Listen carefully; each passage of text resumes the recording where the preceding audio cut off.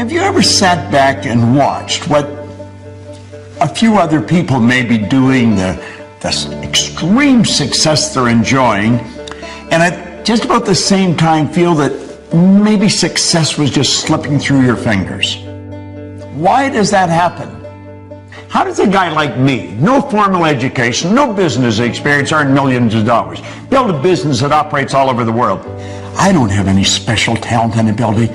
I've just got some phenomenal information that I've gathered over the past 52 years. And you can have it. When we fully realize that thought causes all, we'll know there's never any limits. We ourselves do not impose. It starts inside. Your life to this point has been controlled by a paradigm, and so you've been thinking thoughts that are in harmony with the paradigm. That is why we keep getting the same results over and over and over again. The terror barrier bounces up, and you bounce right off the damn thing. If you can build the fantasy, and you can turn it into theory, I guarantee it will turn into a fact. I went into companies, and I started to show the companies how paradigms was controlling the productivity. And you know, their sales went up by hundreds of millions of dollars. Do you think the Wright brothers were being logical? Do you think they were being realistic? They weren't scientists. They were bicycle mechanics in Dayton, Ohio. What do you really want? Go lay under a tree somewhere. Don't even talk to anybody. Let your mind wander. Let it take off. Martin Luther King didn't have a plan. He said, I have a dream. You gotta have guts. Don't throw your wants. Don't leave your wants on the table. For goodness sake, take a run at it. Now, I want you to go and sit down at that table, and you pick up those dreams that you've left sitting there for a while, and you say, no more. I'm alive, I'm awake, and I'm on the move, baby.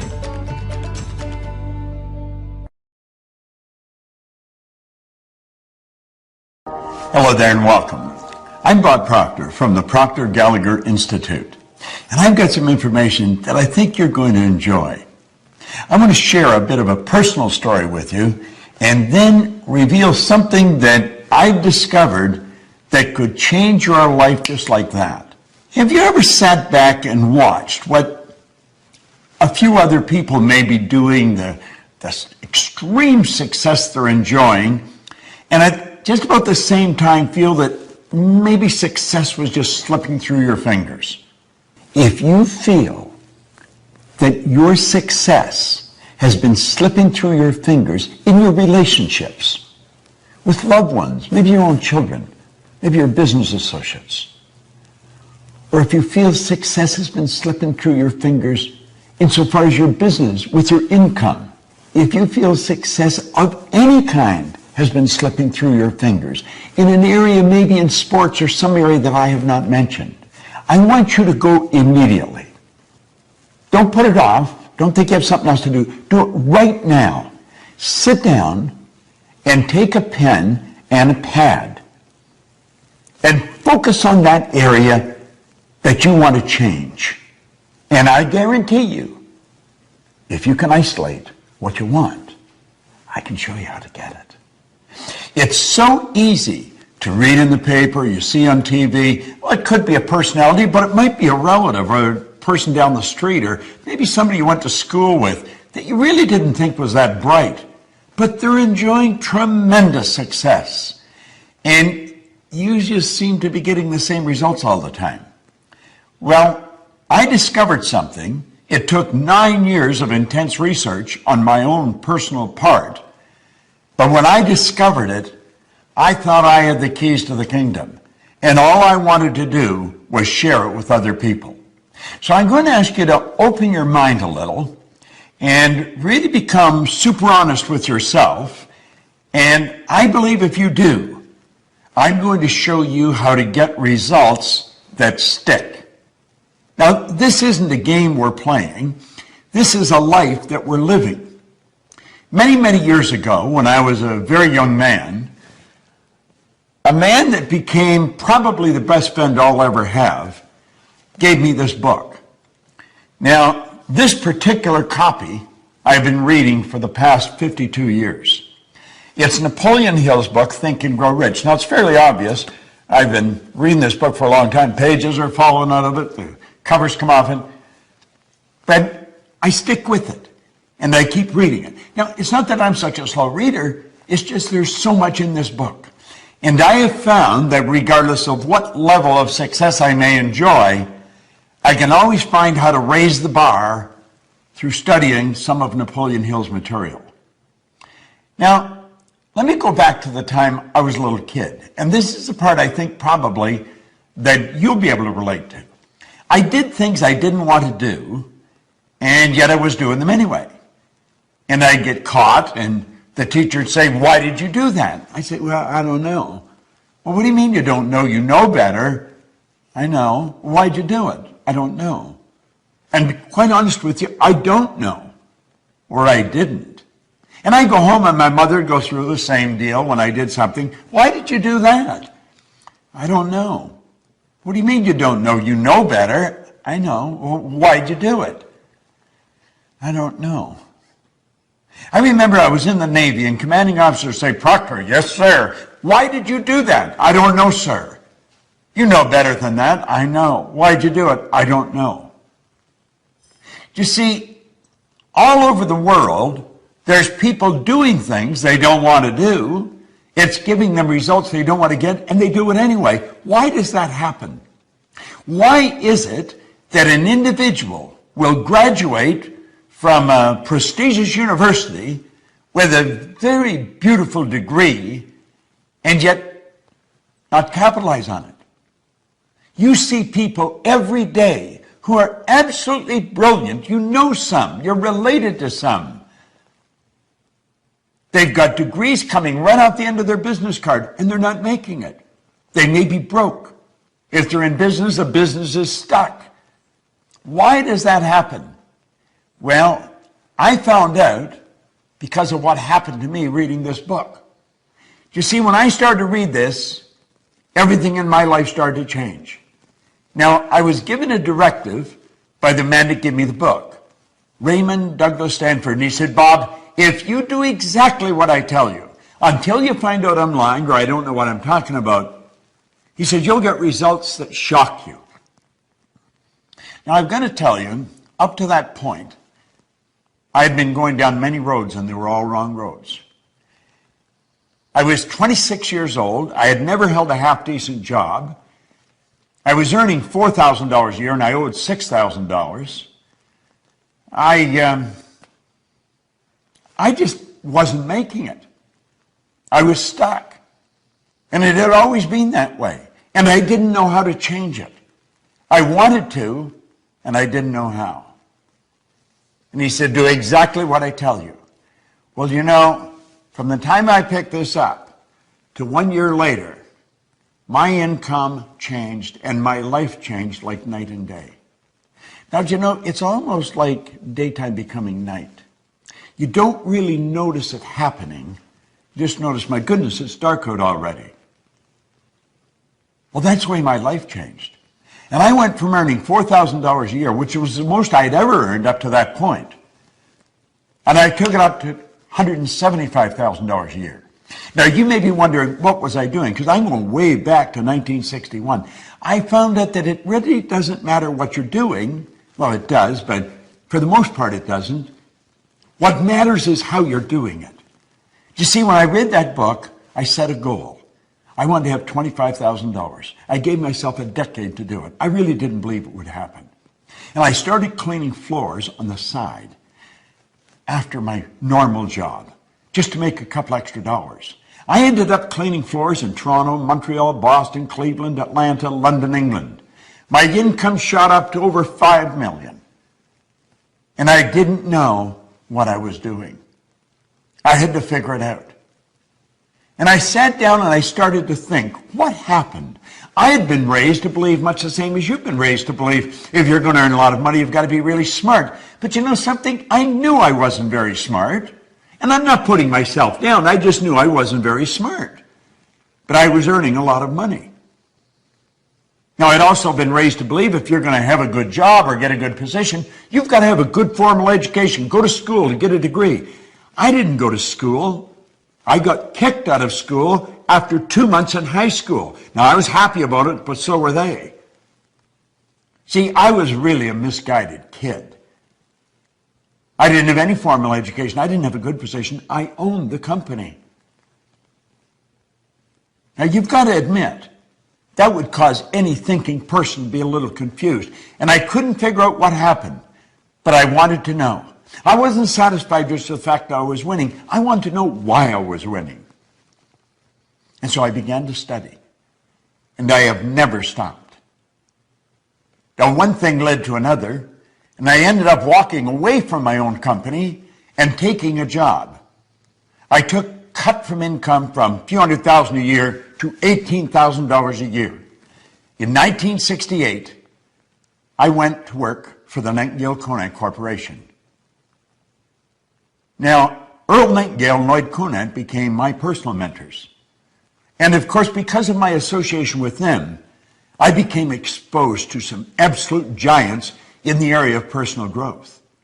Now, this is a way back when personal growth as an industry was really just beginning to start. I was selling records when I got into this business, long-playing records. But I never stopped studying, and one thing led to the other, and I finally got the dots to connect. And when I got it connect, it was so obvious I was missing it. I want you to let your head represent your mind.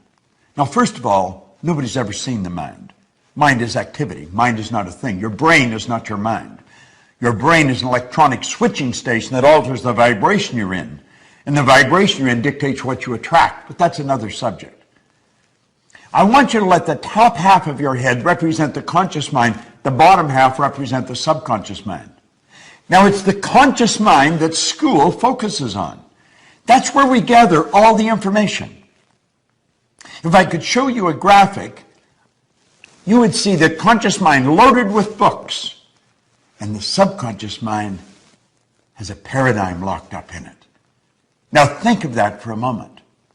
Do you know that your paradigm controls your vibration, it controls what you attract, and it also controls what you do? It literally controls your behavior. If you look outside at your results are nothing but the manifestation of your paradigm. And when you go to change your paradigm, which is something you must do if you want to change results, I'm going to tell you, you're in for the battle of your life. Paradigms do not want to be changed. There's an old saying, I've heard it many times over the years, habits die hard. So you have to ask yourself, what is a paradigm? A paradigm is a multitude of habits. They're ideas that are fixed in your subconscious mind, and when all brought together, they're called paradigms. So the paradigm is like a cybernetic mechanism. It's a control system in your subconscious mind. And the wisest among us sometimes do not understand that. So they don't understand how to change it. You see, unfortunately, school doesn't teach this to us. If you're having trouble in school, they tell you study some more. And so you pile some more information. But that doesn't change the behavior. If the teachers, if the parents only understood the report card is a reflection of the paradigm, not a reflection of the information that that student has gathered. If the sales manager only understood that the sales sheet is a reflection of the salesperson's paradigm, not what they know about selling. You see, people will study selling. They'll study practice and presentations. They study overcoming objections, and they study closing. And they get it right down to a science. But when they get in front of a prospect, the paradigm takes over. Well, you see, when I learned this, I thought I had made a breakthrough, and I had. But it was much bigger than I thought. I went into companies, and I started to show the companies how paradigms was controlling the productivity in that company, regardless of the size. And one of the first large contracts I had was with the Prudential of America, and almost simultaneously with the Metropolitan Life Insurance Company. They are the two largest insurance companies in the world. And I was showing the agents how to change paradigms. And you know, their sales went up by hundreds of millions of dollars. And I'm not exaggerating. This is all documented. I'm not making up some funny story. This is on the books of the Prudential of America. One retired VP said he thought that Procter raised the sales by $1 billion. Now, I worked all throughout the company. I've worked with companies all over the world, showing the employees how to alter the paradigm. See, employees are the most important thing to a company. Now, companies don't always seem to recognize that. They spend a lot of money on systems, on buildings, on brick and mortar, and on things. The next time you go into a hotel, think of this. If we took all the staff out of a hotel, from the chambermaid to the general manager, you wouldn't have a hotel any longer. You just have a brick and mortar edifice, a building full of stuff. You see, the hotel is the people. I was recently staying in the Ritz-Carlton Hotel. If you ask an employee where something is, they don't tell you, they show you. They have a motto. We are ladies and gentlemen serving ladies and gentlemen. Well, I want you to stop and really think of your results.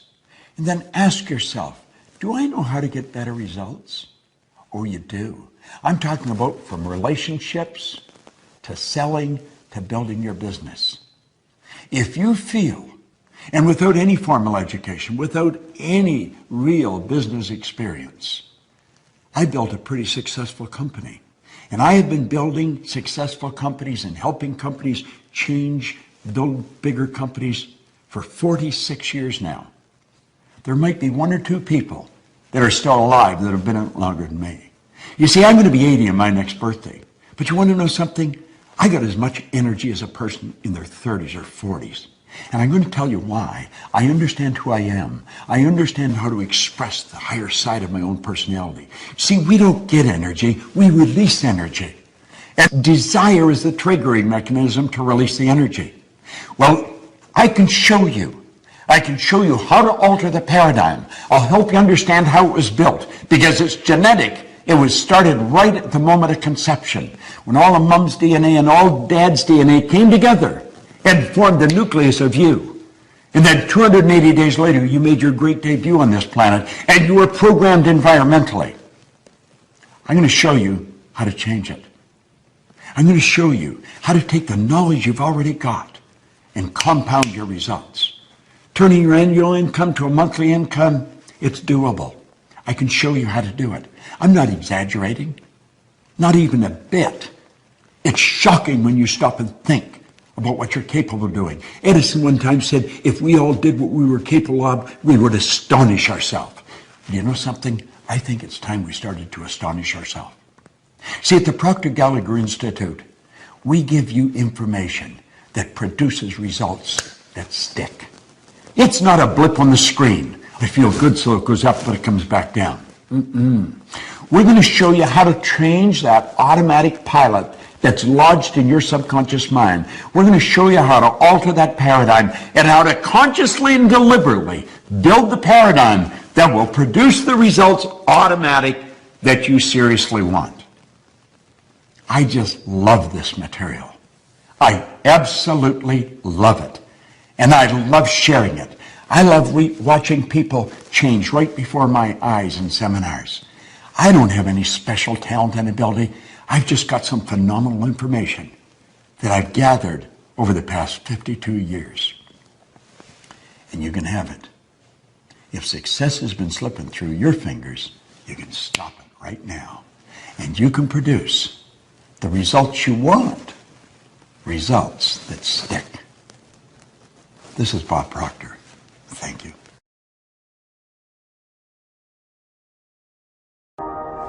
Hello there. We're back together, and you're going to love this. Now, I'm betting that you really liked paradigms. I remember when I first discovered that, I thought I was the only one that knew it. It's such a neat idea. Now we understand why we're not doing what we already know how to do. Now let me ask you something really important.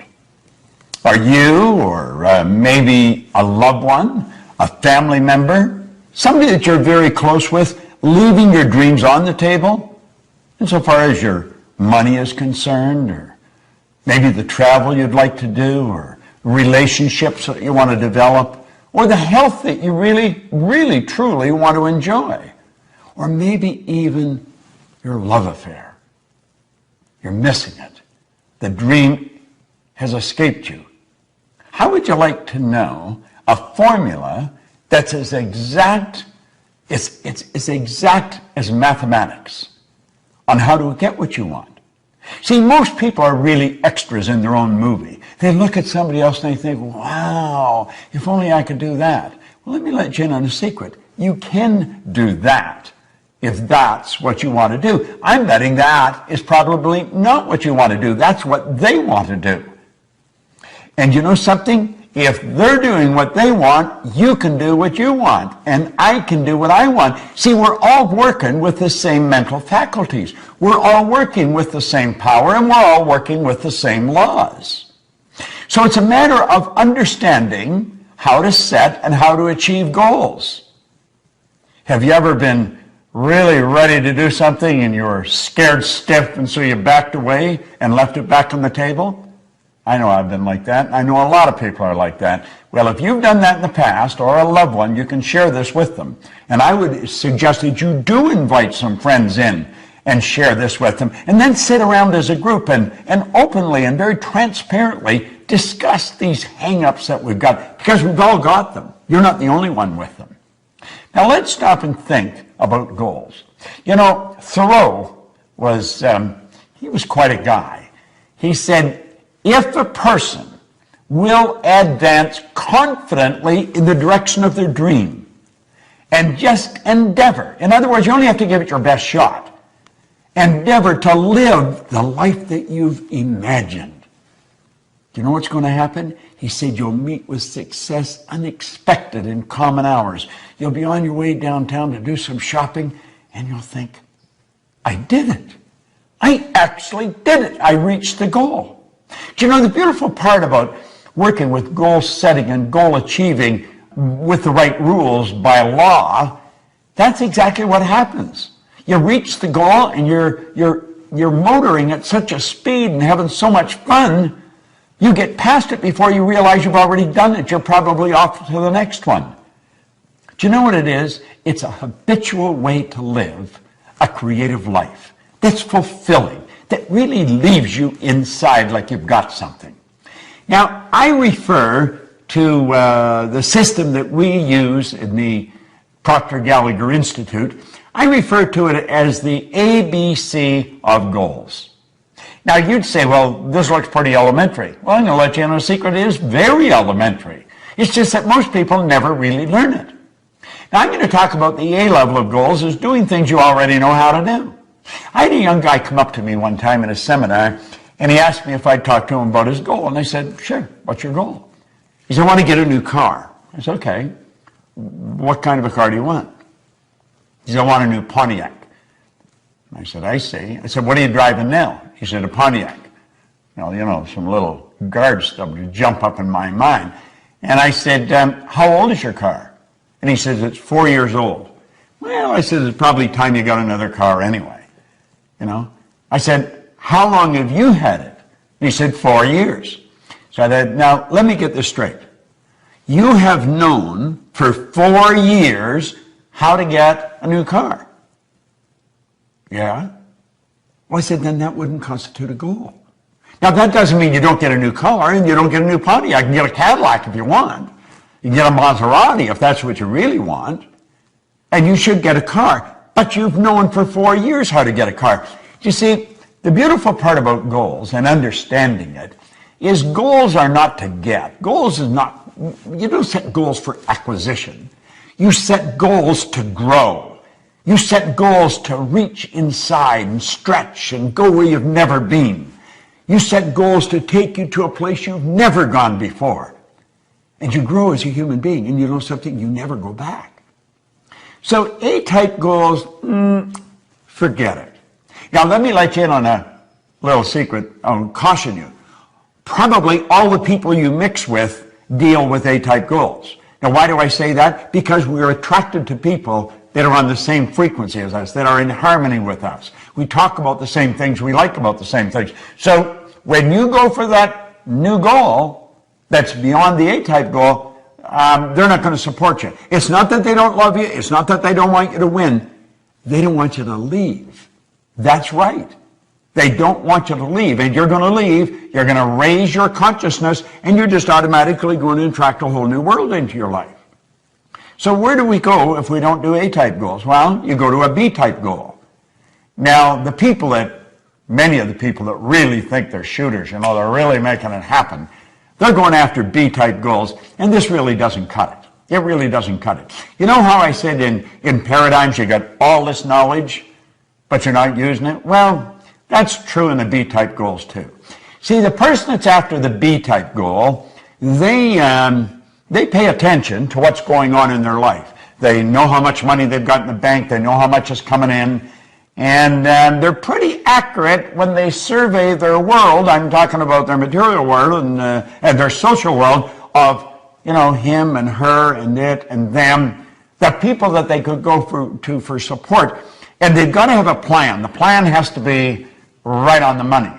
Now, they think if this happened, and if that happened, and if she did this, and he did that, and if that money come in like I want it to come in, if all these things happened, then I could do that. And so reluctantly, we say, that's the goal. And you'd say, well, is that really the right goal? No. Why not? Well, because you see, you already see how it's going to happen. So in that respect, it's much like an A-type goal. You've got to stretch a little bit, but you know if everything falls in place. Now, I'm going to tell you something else. There's no inspiration in a B-type goal, and you're going to have to be inspired. But you don't get inspired going after a B-type goal, and your old buddies, the A-type people that you're always with, they're not going to support you because they don't want you to leave. So we got no support, and we've got no inspiration. Now, what's the next? The next is a C-type goal. See, the C-type goal, that's what I really want.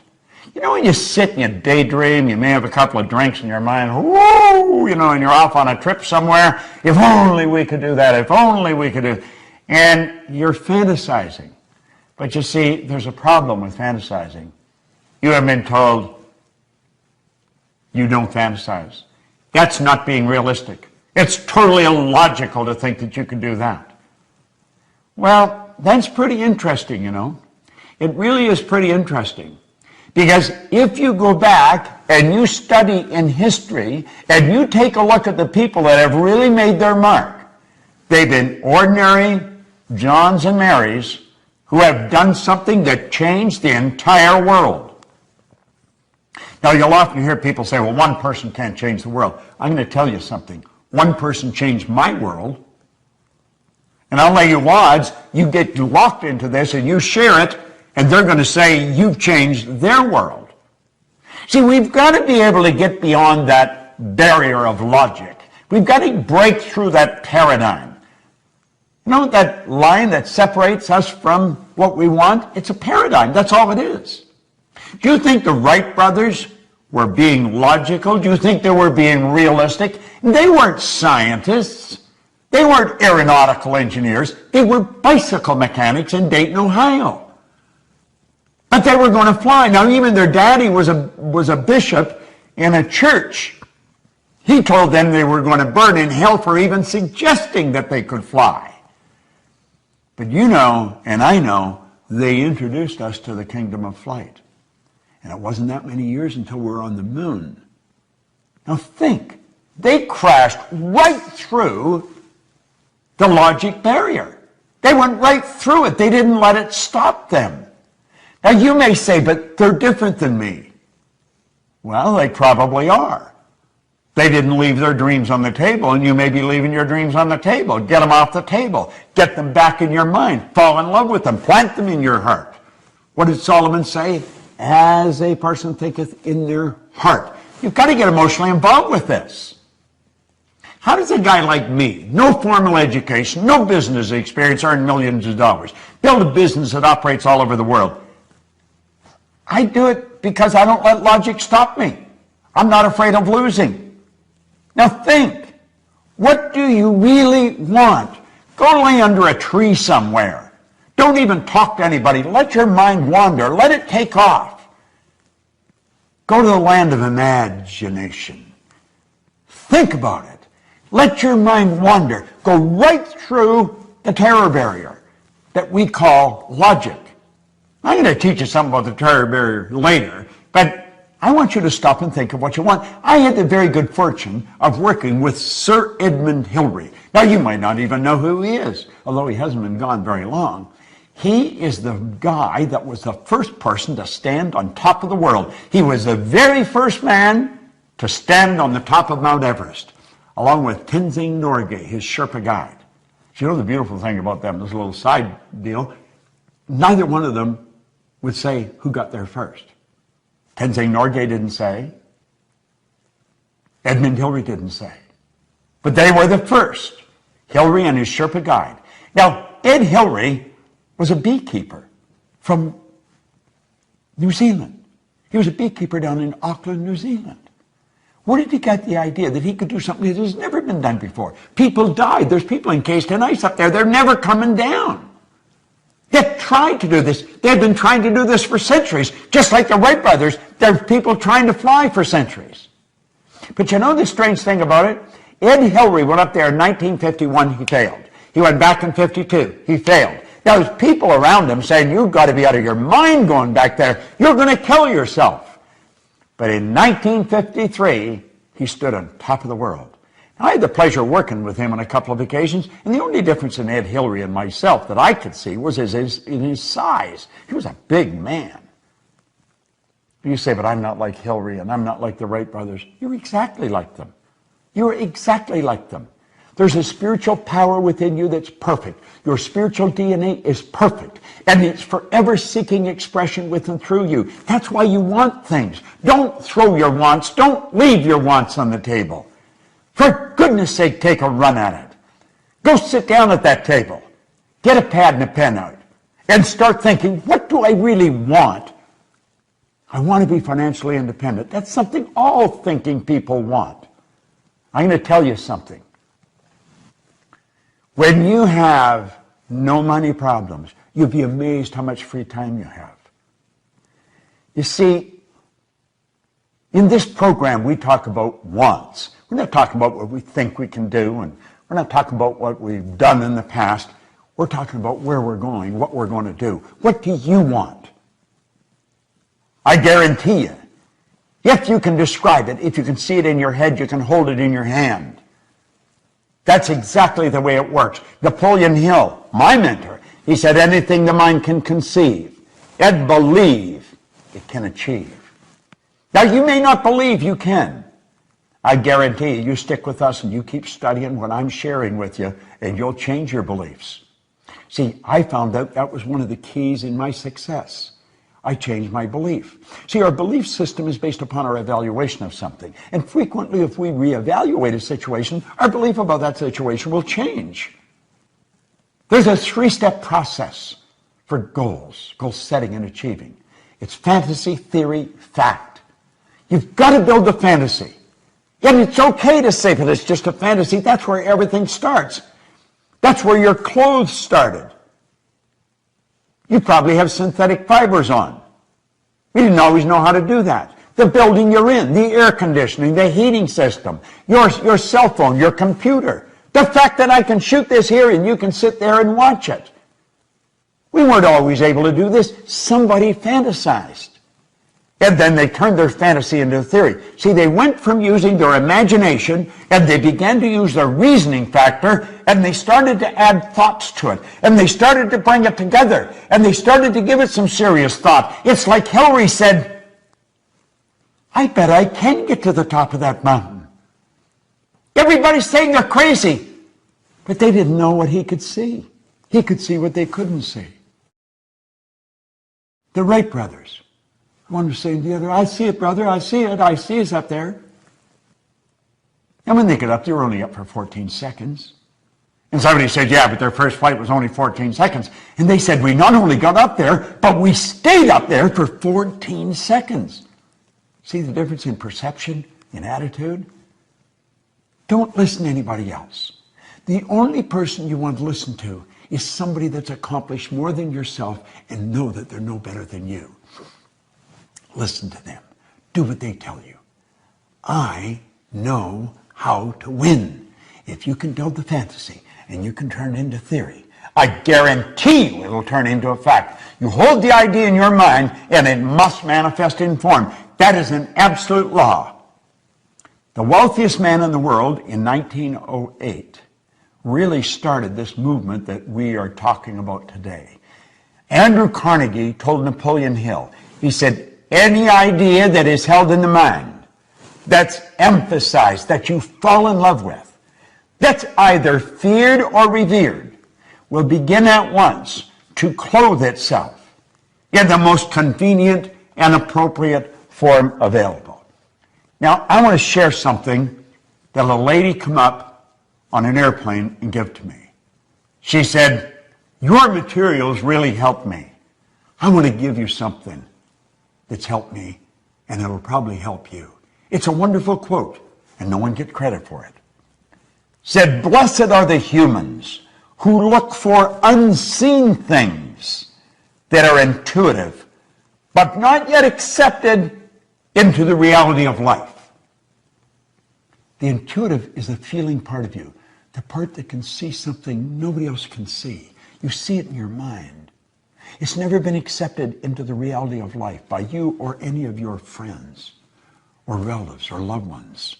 But you can see it. You wouldn't be able to see it if you couldn't get it. Blessed are the humans who look for unseen things that are intuitive but not yet accepted into the reality of life. Now listen to what he says. They will be rewarded with knowledge and wisdom and will become the forerunners of the newest sciences on the planet. Do you know something? There has been over 1,000 people go up Mount Everest since Ed Hillary did. I get on a plane now to fly to the other side of the world, and I go to bed. That's right. I go to bed. They've even got a bed, and they give me a duvet to cover myself. And they ask me if I'd like breakfast when I wake up. God bless the Wright brothers. God bless Ed Hillary. They're no different than you or me. Don't let the fact that you don't know how to do it set the goal. In fact, if you know how to do it, it's probably no good. It's got to scare and excite you at the same time. Now, I want you to go and sit down at that table, and you pick up those dreams that you've left sitting there for a while, and you say, no more. I'm alive, I'm awake, and I'm on the move, baby. There may be no one that understands, but I understand. And you write out your goal in the present tense. I am so happy and grateful. Now that, and describe it. And I'm going to come back, and I'm going to share something with you that most people never know. I'm going to teach you about the terror barrier. And when you get that, along with the paradigms in this one, I'm going to tell you, baby, you got results that stick. Don't let it slip through your fingers. Don't leave it on the table. Claim it. It's yours. This is Bob Proctor. Thank you.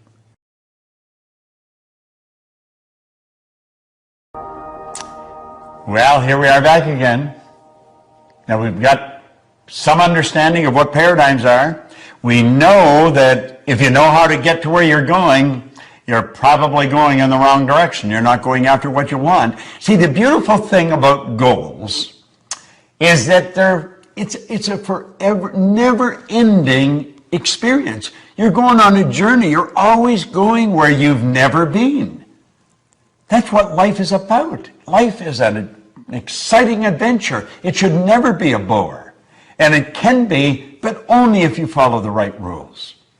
Now, I'm betting that you went and sat down again at the table and you picked up your dream and you've itemized it. I am so happy and grateful now that. Now that you've done that, there's a little internal war going to start going on. Because you see, the paradigm is there in your subconscious mind. It controls your vibration, therefore controls your actions. Now, there was a doctor, I'm going to digress for a moment, and I'm going to share something with you that I consider the most phenomenal idea that I have ever learned. I had been studying this material for a good 9 years, trying to figure out, why was I winning? I was winning, but I didn't know why. And you know something? Most people that are winning don't know why. Then I was what you call an unconscious competent. I was competent, but I didn't know why I was. I was winning, but I didn't know why. Therefore, I had something that was non-transferable. You're going to become a conscious competent, and you're going to know why you're winning, and therefore you can share it with your kids, your family, your friends. That's the beautiful part about this. Now, I have to take you back to the year 1934. Long time ago, you've got to admit. There was a doctor by the name of Truman Fleet in San Antonio, Texas. And he was actually appalled at the state of the healing arts. He said, we're not going about this. We're not doing this right. He said, we're treating the symptoms of disease. We're not treating disease at all. When you operate on the body or you're asking them, how do you feel? You're treating symptoms. You're not treating the cause of problems. Yet he said, everything originates in the mind. U.S. Anderson wrote one time, when we fully realize that thought causes all, we'll know there's never any limits. We ourselves do not impose. It starts inside. He said, we've got to heal the body, mind, and the soul. We've got to heal the whole person. And he said, nobody's ever seen the mind. Ever. The mind is not a thing. Now, most people, when they think of the mind, they actually think of the brain. You might be doing that right now. But that is not the mind. See, the brain is part of the body, a very important part of the body. In fact, that's where the electrical control system is set up for your entire being. This body is a magnificent machine. It's controlled by the mind that sets off the central control system we call a nervous system. Do you know that your nervous system, the electrical system in your body, would make the electrical system in a supercomputer look like a toy? Now, when I get into this, you may think, God, I'm never going to learn all that. You don't have to learn all that. I just want to lay some basics for you to help you understand what I'm going to tell you. And Fleet said, if we're going to help people, we've got to have a picture of the mind. So he said, this is a picture of the mind. Now, I think that's the greatest idea I've ever learned. That's called the stick person. And you'll see the big circle at the top has a line right through the center. On the top half of the line is the conscious mind. And on the bottom half is the subconscious mind. Now, the subconscious mind and the conscious mind working together express themselves through that small circle on the bottom that we call the body. The body is the instrument of the mind. Before the body does something, it has to happen in the mind. We're working from a higher to a lower potential. There's a power flowing to and through us that has no limits. The only limit placed on the power is the limit that's placed on the form through which it's flowing. It's something like electricity. Look at a light bulb for a moment. That is not electricity. That's the expression of electricity. See, the only limit placed on electricity is the limit that's placed on the form through which it's flowing, namely the transformer or the bulb. If you want more light, put in a bigger bulb. Well, if we want more action, plug in a bigger idea. Now, he said, this drawing represents the mind. The top half represents the conscious mind, the bottom half represents the subconscious mind, and the small circle represents the body. Now, I'm going to take the conscious mind off for a minute. Now you just have the subconscious. That is how you arrived on the scene. Your subconscious mind was wide open. Your subconscious mind has no ability to reject anything. Whatever you turn over to it, it will accept. You see, as a little baby, you arrive on the scene like that. That's how language is learned.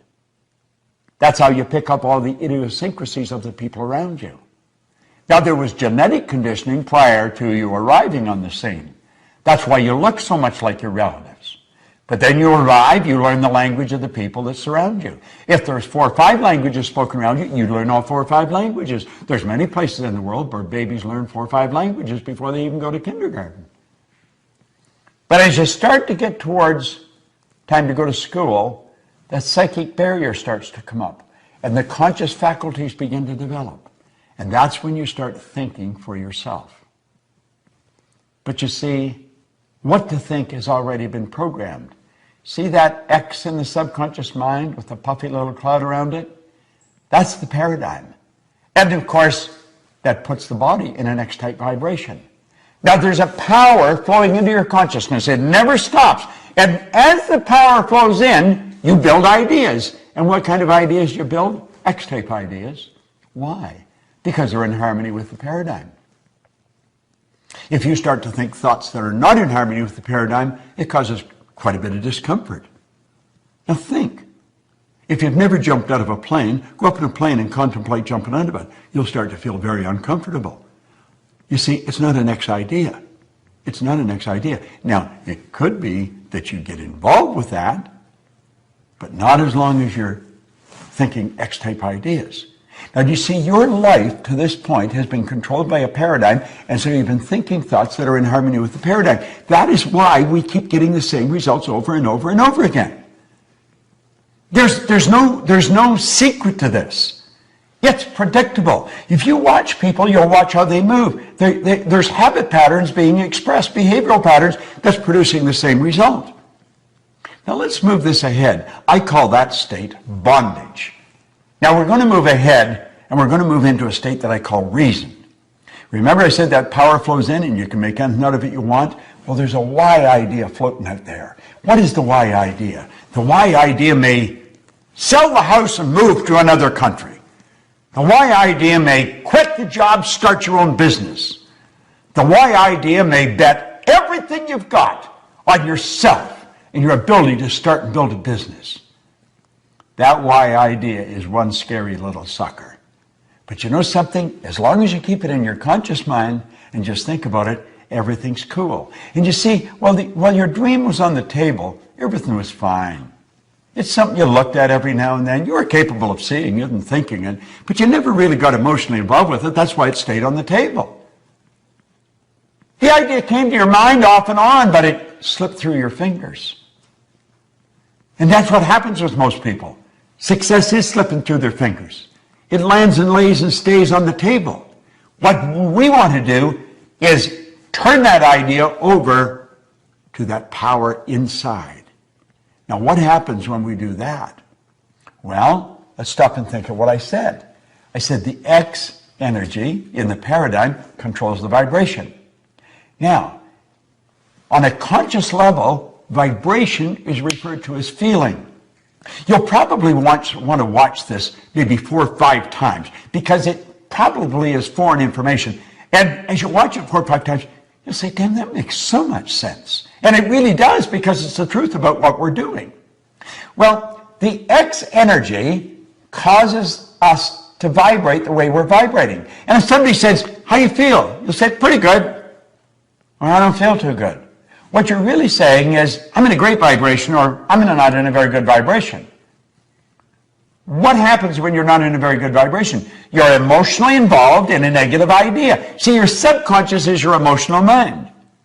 Now, if you go to turn that why idea over to the subconscious mind, which is what you have to do if you're going to act on it, all hell breaks loose. Now look at this. When you do that, when you take the why idea and you turn it over, you're going to find that worry, fear, anxiety strike. Bang!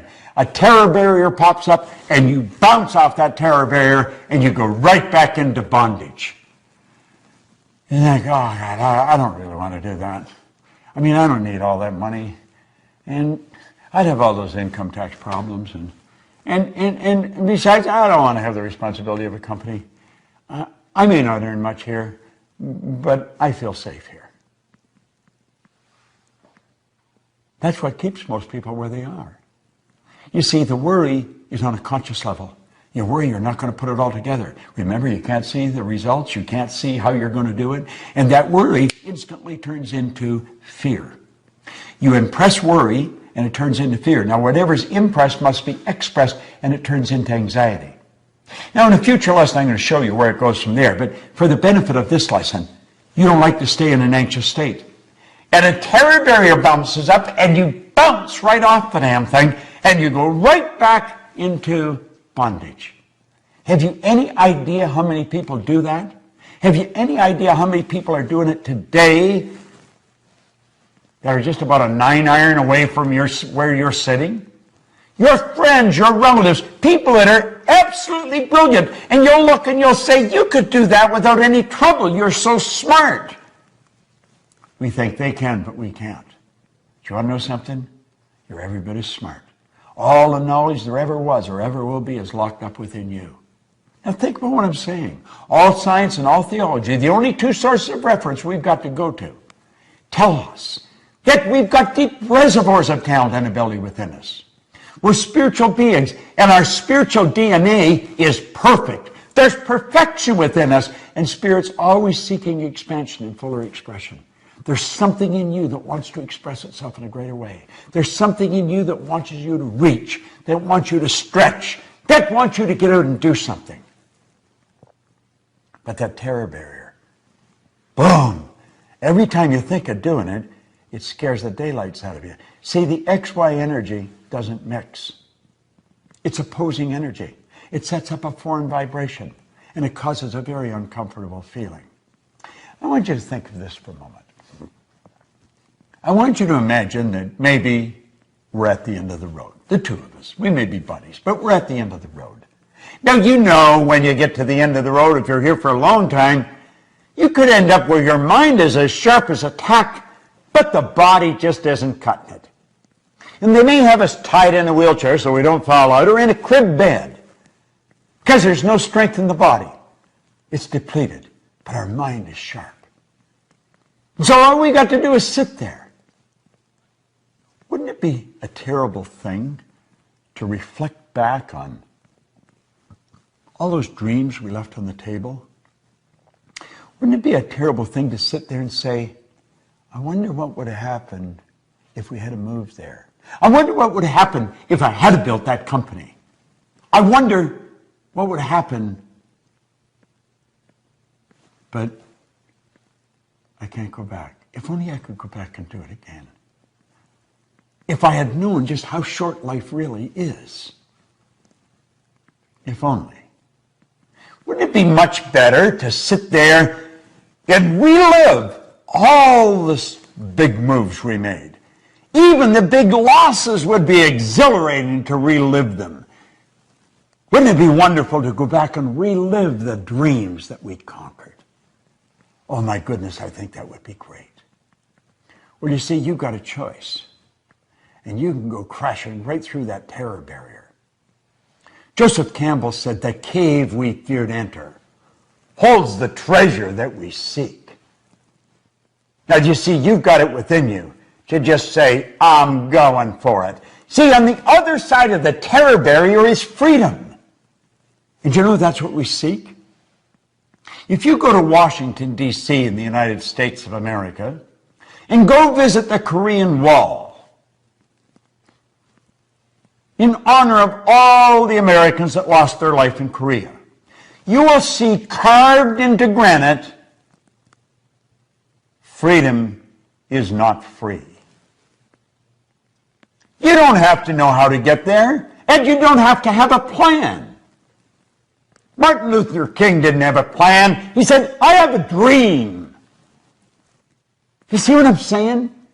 You just have to know the first step of action that's necessary. That's all you have to know.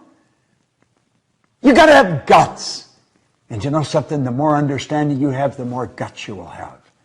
When you go crashing through that terror barrier, the fear doesn't leave, the uncomfortable doesn't leave, but through the repetition of impressing the why idea over and over and over, it eventually leaves. And you build a new paradigm. And then you start the same journey over. But you're starting it from a different place. Where you started here, now you're starting up here. And you've got all the experience. Personally, when I set a goal, if it doesn't scare the daylights out of me, I know it's no good. Now, I don't want to waste my time because I know that there's only so much. I don't know how much there is, but I want the time to count. I want to know exactly what I'm doing. I want to know exactly where I'm going. And I want every day to be an exciting adventure. Now think, how do you really want to live? Do you want to leave those dreams on the table? Is that really what you want to do? Do you want to get to the end of the road and reflect and say, damn, if only I had known? Well, now you do know.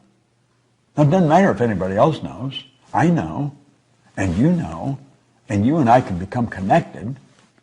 You don't have to let your dreams slip through your fingers. You don't have to let them lay on the table.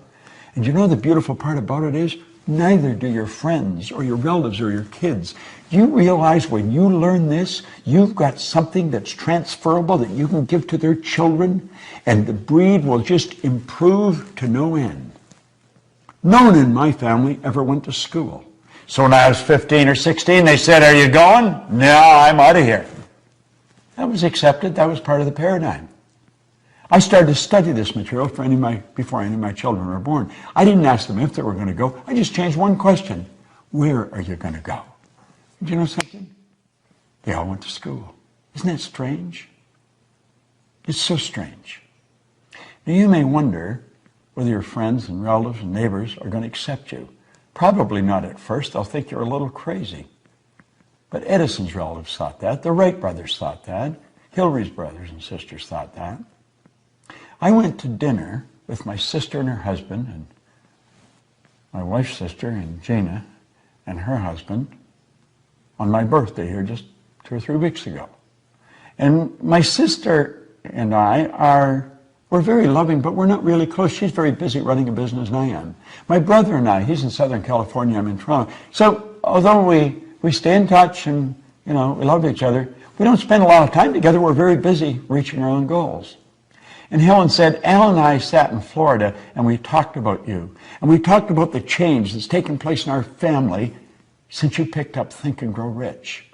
And we realized none of us, our kids, no one would be living the life we're living if you hadn't gone for that goal, Bob. And she and Al had a plaque made and engraved, and they gave it to me for my 79th birthday. Said they were going to do it on my 80th, but they thought, no, we better do it now. I said, what do you think, I'm checking out? And I phoned my brother in Southern California. I was in Toronto, and I was thanking him for it. He said, yesterday was the 4th of July, Bob, and all the kids and all the grandkids and everybody was here.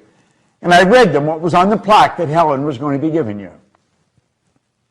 And I told them none of them would be enjoying the life they were enjoying if you hadn't stepped out and bet on yourself. I felt so good. My sister said, my kids wouldn't be doing what they're doing. Her young daughter, Carolyn, came to seminars and she was just a little kid. And she made up her mind she wanted to be a lawyer and she wanted to be a judge. She is a Supreme Court judge in Canada today. Her son runs a multi-million-dollar business that my sister and her husband started. You have no idea who you're impacting. You have no idea how many people are watching you. They thought I was crazy. But when they saw I wasn't, they started to follow me. You go, they'll come. You've got more power in you than you'll ever use. God's gift to you is more talent and ability than you'll ever use in your lifetime. Your gift to God is to develop as much of that talent and ability as you can in this lifetime. Never let the terror barrier stop you. You go up against it and you crash right through it. That's why I'm here. I'm here to grow. Goals are not to get. Goals are to grow. The getting is just a side benefit. And remember, everything you own at the time of your death is going to belong to somebody else. You never own it, so don't ever let it own you. But don't sit back. Step out. Bet on yourself. Build that dream and go for it. Now you watch this. You watch this video. You watch all these videos you've received. You get very involved in this program that we're laying out. And you will come up with results that stick, and so will your brothers and sisters and family and friends. Because they're watching you. I'll support you.